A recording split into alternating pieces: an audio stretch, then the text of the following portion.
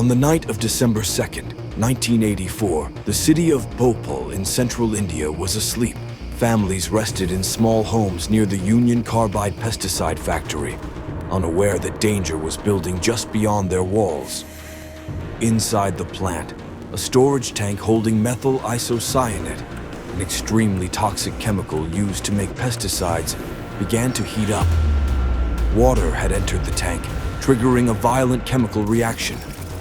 Pressure rose rapidly, but critical safety systems had been turned off to cut costs.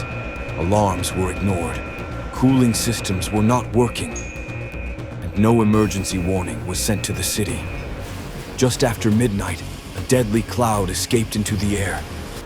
More than 40 tons of poisonous gas spread silently across the neighborhoods. The gas was heavier than air, so it stayed close to the ground, creeping into homes and streets. People woke up choking, their eyes burned, their lungs filled with fluid. Parents grabbed their children and ran into the streets. But the gas moved faster than they could. Many collapsed where they stood. Others died in overcrowded hospitals that had no idea what chemical they were dealing with. By morning, thousands of bodies lay in the streets. Animals, birds, and livestock were dead.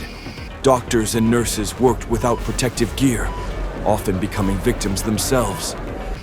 Volunteers used trucks and rickshaws to carry the injured and the dead. In the days and weeks that followed, the death toll continued to rise. Official estimates later confirmed over 15,000 deaths, and more than 500,000 people were exposed to the gas. Survivors suffered permanent lung damage, blindness, neurological disorders, and reproductive problems. Union Carbide initially denied responsibility, blaming sabotage and technical failure. Its CEO was briefly arrested, but allowed to leave India and never returned for trial.